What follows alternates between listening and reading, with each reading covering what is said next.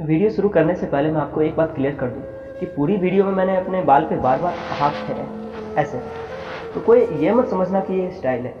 भाई साहब, ये लॉकडाउन का नतीजा है और आशा करता हूँ आपके साथ भी ऐसा ही हो रहा हो। अगर नहीं हो रहा है तो बहुत अच्छी बात है। तो चलिए शुरू करते हैं। पन्ना पलटते पलटते अचानक से रुक गया था। वो सुर्ख स्याही से लिखा हुआ वो जुमला पता नहीं क्यों बार बार अपनी तरफ खींच रहा था। थोड़ी हिम्मत करके उसे पढ़ने की कोशिश की तो पुरानी यादों ने अपने पांव पसार दिए। तो ये आखिरी लम्हा था हमारा, और मार्च महीने की बोर्ड परीक्षा भी सर पर थी, और दोस्तों की दोस्ती इस स्तर पर थी कि हम साथ मिलकर अब प्रोजेक्ट में कांड किया करते थे। किसी को यह एहसास नहीं था कि पिछले 7 सालों से जिसे हम कैद कहते आ रहे थे, अब उसी कब्रिस्तान से हम हमेशा के लिए बेदखल कर दिए जाने वाले थे। शायद आप मेरी बातों को समझ रहे होंगे, क्योंकि हर नवोदयन के दिमाग में यह बात जरूर भरा जाता है कि उनका नवोदय किसी कब्रिस्तान पर बना हुआ, राइट। और जिसे यह एहसास था वो एक छोटी सी लाल डायरी में अपने कर्मों को दूसरों से दर्ज करवा रहा था। वो कहते हैं ना, मौत के समय आदमी का घमंड चूर हो जाता है। ठीक उसी तरह हम भी अपने अंतिम दिनों को बड़ी सरलता से बिता रहे थे। आपस की लड़ाई झगड़ों से मन उब सा गया था। इधर आलस ने छिपकर हीटर जलाने और जूनियर से खाना हॉस्टल में मंगवाने पर मजबूर कर दिया था।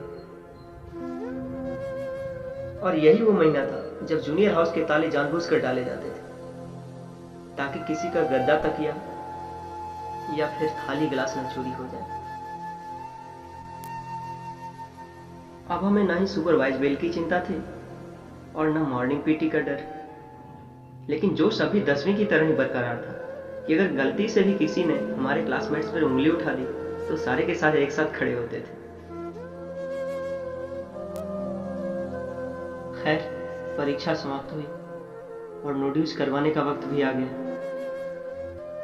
तख्त से गद्दा अलग हुआ और दोस्तों से दिल। शायद तख्त भी सिसक रहा था। वो किताबों के अंतिम पन्ने पर बेवजह लिखी कुछ शायरियां भी बिलबिला उठी थी। आज नहीं, कल से पक्का पढ़ूंगा। और इसी में 7 साल कब गुजर गए पता भी नहीं चला।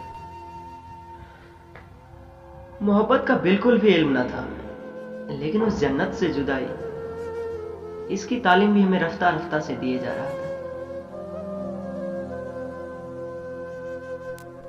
वो मेस के नल का शोर और वो पीटी के जूतों का टाप, वो बायोलॉजी लैब का कंकाल और एसयूपीडब्ल्यू की खुरपी, पता नहीं क्यों एक आखिरी बार अपनी तरफ बुला रहा था। हम ना चाहकर भी उसकी तरफ बार बार देख रहे थे। उसकी याद आ रही थी, लेकिन कुछ कर भी नहीं सकते थे। वो नर्स मैम का बीमारी के बहाने प्यार से कानों में दिल में अलग ही धक्के लगाए जा रहा है। वो सैकड़ों दोस्तों के साथ रविवार का सिनेमा और दूसरे के गार्जियन के सामने तहजीब से शर्माना। वो पीटी सर का सुबह सुबह जगाना और हमारा गुस्से में भरना अतीत के पन्नों को और भी गीला किए जा रहा था।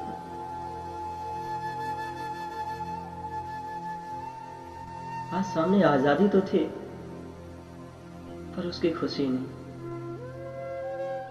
अचानक बिलखने की आवाज आई। बाहर निकलकर देखा तो लड़कियां भी गर्ल्स हॉस्टल के मेन गेट पर अपने दोस्तों के साथ जुदाई का दर्द बांट रही थी, और हमारे लौंडे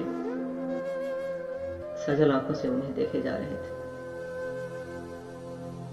मेन गेट के बाहर आया तो कलेजा कांप गया। जिन जूनियर्स को हम बचपन में चुप कराया करते थे, वो आज हमें चुप करा रहे थे। हम थोड़े बगल हुए और पीछे से वो महबूबा भी रोते हुए निकली, जिस पर पूरा क्लास कभी फिदा होता था।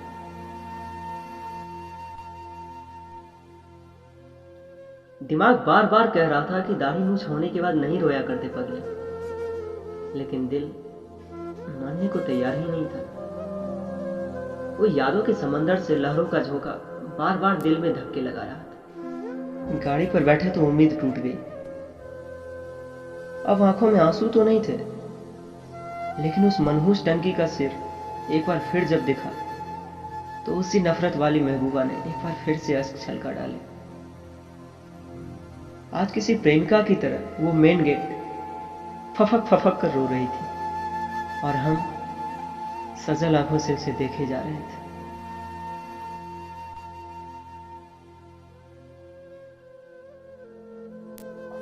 और बाकी वीडियो कैसी लगी कमेंट में जरूर बताना, और नीचे ये सब्सक्राइब बटन यहाँ सब्सक्राइब जरूर करना। और पिछली वीडियो अगर आपने नहीं देखी तो यहाँ ऊपर आई बटन में मैंने उसका लिंक दे दिया है, जाकर देख लेना। बाकी मिलते हैं बहुत जल्द, अपना ख्याल रखिएगा। जय हिंद। 1 2 3 come on